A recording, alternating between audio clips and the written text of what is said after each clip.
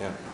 And then on the other hand, you say that hadith are used in Sufism. And that's also counterintuitive because we're used to thinking of law and mysticism as being totally opposed things. But here we have these two fields, Sharia and Sufism, law and mysticism, both operating from hadith. The role of hadith and Sufism is extremely important. For three reasons, and more reasons if you want, but three in general. One is that Sufis get the idea of Sufism as kind of the supererogatory third level of Islamic piety. Above the basic faith and practice, you have this level of seeking perfection in your faith. This comes from hadith, the hadith of Gabriel, the famous hadith of Gabriel. In addition, when you look at how, let's say, people were studying Sufism in the 1000s in Naisapur, or the 1100s in Nishapur in Iran, right? They're doing it through a Sulami's 40 hadith collection, 40 hadiths on Sufism. So he collected 40 hadiths that he think give you some of the basic ideas of Sufism, and this is the book that people are using to learn. If you look at the books that scholars are transmitting, this is kind of like the textbook for Sufism. Second, hadith are very important because and this is one of these instances when a lot of hadith are actually made up, but used anyway. So, or like, for example, Ibn Arabi has lots of hadiths, like the hadith of the hidden jewel, which is a famous hadith where the prophet is quoting God, and God says, I was a hidden jewel, and I wanted to be known, so I created the world, and I made the world know me, and the world knew me. So you have these incredible metaphysical explanations given in the form of hadiths that are not actually true, but represent some truth in the teachings of Sufism. Or you have things like, and then the third way is that the idea of the isnad, the chain of transmission, is the same thing as the Sufi silsila, the Sufi chain of teaching that goes through which the teachings of the Sufi master are traced back to the Prophet. And when someone wants to come and criticize Sufism, they say, well, your isnad has this break in it, or these people didn't meet, or these people, Ali ibn Abi Talib never met Hassan al-Basri, or something like that. So the hadith criticism then becomes a tool for criticizing Sufism, or intra-Sufism criticism. And you see a lot of the most active sort of hadith criticism today is done by different Sufi brotherhoods criticizing each other's chains of teaching. So then what exactly does an isnad do? Is it like a series of footnotes, or is it something more? Oh, it's much more important than footnotes. It's core to the science of hadith. It's core to the... Not only that, it's core to determining if something is reliable or not. Something is going to be reliably traced to the Prophet, or to any figure. Not just a prophet, to a scholar, or a judge, or a theologian. The second is that it creates the real sort of ethos and spirit of the Islamic tradition. The Islamic tradition is one of a chain of transmission that goes back to the Prophet. Everything, whether it's books of law, you have to have a teacher who taught you law, and then he learned his book law from someone else, and he learned his from someone else from a Shafi eventually, who learned it from Malik, who learned it from the major scholars of Medina, who learned it from the companions of the Prophet in Medina, who learned it from the Prophet. So everything has to have this genealogy that goes back to the source of all knowledge, which is the Prophet. And that seems to be very very similar to medieval Christian and some early modern Renaissance views on knowledge. But the kind of things you see with Descartes, with the lone genius cutting himself off from the whole world in his kitchen, and then out of his own noggin discovering everything, no transmission at all. That seems to be a major difference. That is a big difference, and that's, I think, one of the...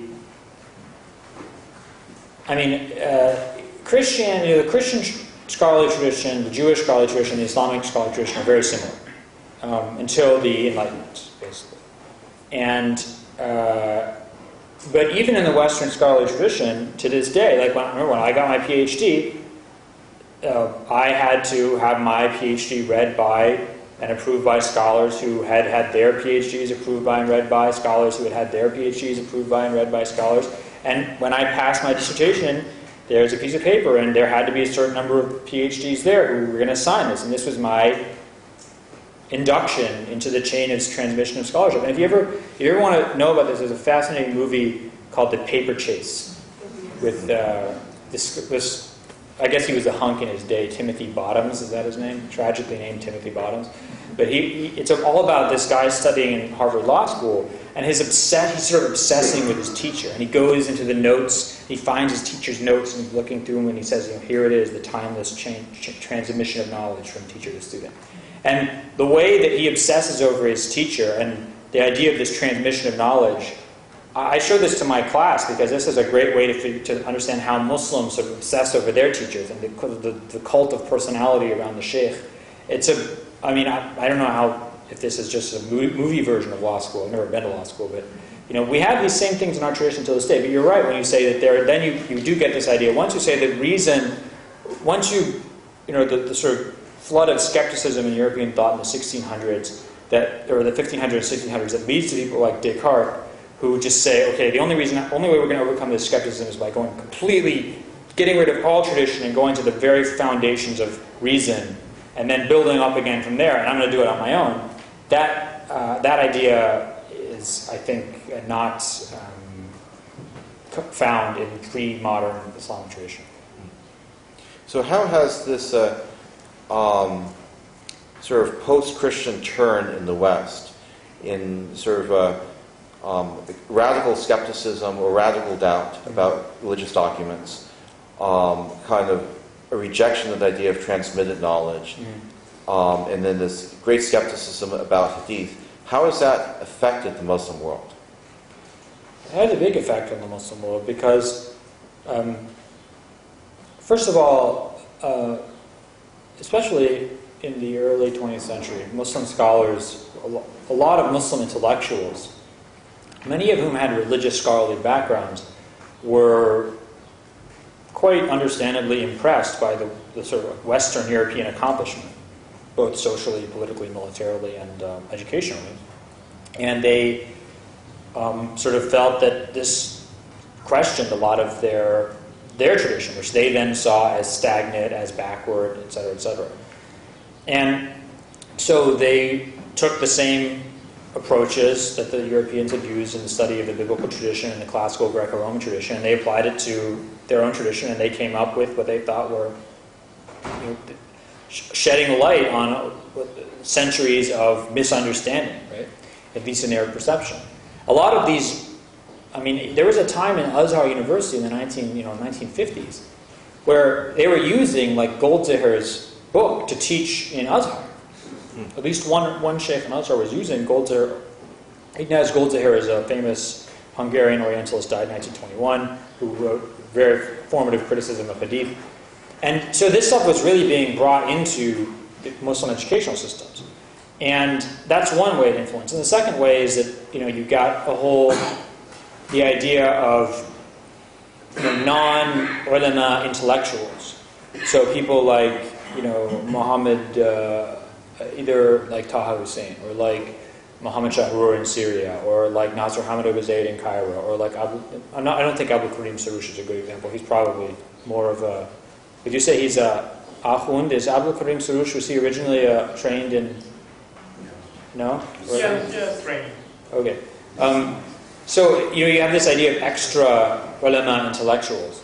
And these people come out of the education system set up in Muslim countries to mimic or mirror Western educational institutions. So they also have a huge impact on Islamic thought.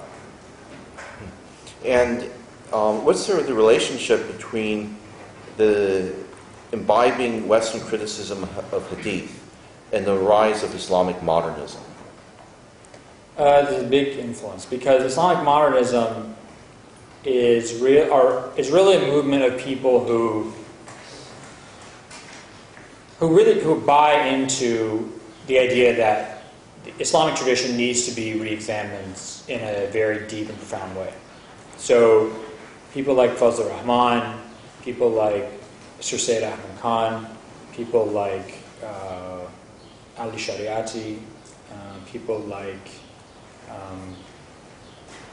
Fatima Monisi, people like in Egypt Mahmoud Abu Raya, who said that we're really going to upturn a lot of the assumptions, or overturn a lot of the assumptions of classical Islam.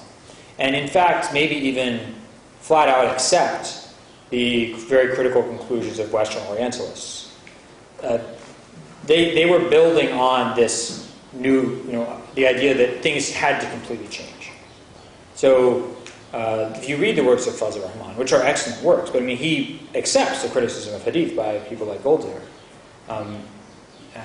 The idea of sort of going back to the Quran alone, a lot of people think this is the right approach. I'm not trying to shut those people down, but I'm saying that idea of going back to the Quran alone is something that didn't appear in Islam, had been completely extinct in Islam since the 700s.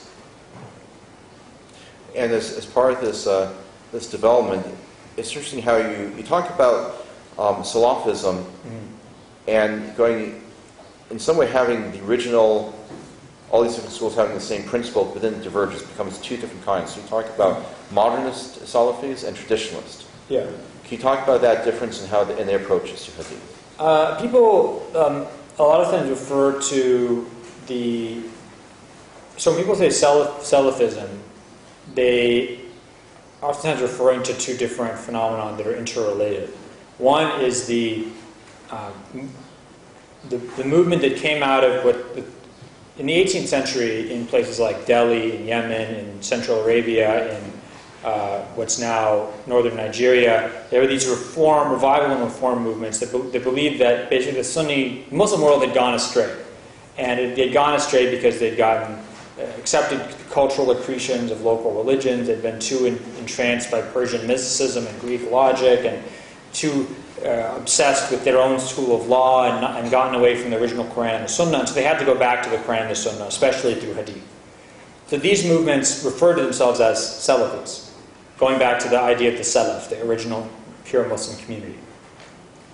These revival and reform movements are the source of the Wahhabi movement, the Ahl Hadith and the Shah Wali Allah movement in India and Pakistan, the Sokoto Caliphate in northern Nigeria, and their descendants in places like Damascus and Baghdad and Cairo, in the Arabian Peninsula, in Pakistan and India today, are very influential.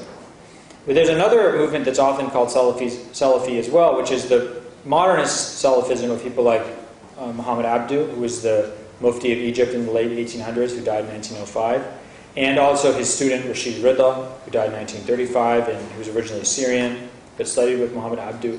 And these scholars and the sort of traditionalist Salafis that I talked about before, they interacted with one another and influenced one another, but they have two different approaches. The modernist Salafis are really responding to the West, and sort of when they say we need to go back to the original Islam, well, what they discover is that the original Islam is actually a very modern Islam, which is convenient. And whereas the traditional Salafis don't really care about what the West has to say, since the people in the West are so far gone anyway that why do you care what they think? Or why do you care about being influenced by them? So they're totally two different focuses. Now, speaking about the words West and Islam, it's very common just to assume that Western and Islamic is a dichotomy. Your name is Jonathan Brown. That's true. And so you're in both worlds. Is it possible to be Western and Islamic at the same time? Well, there's a great principle in Islamic thought, which is al-wujud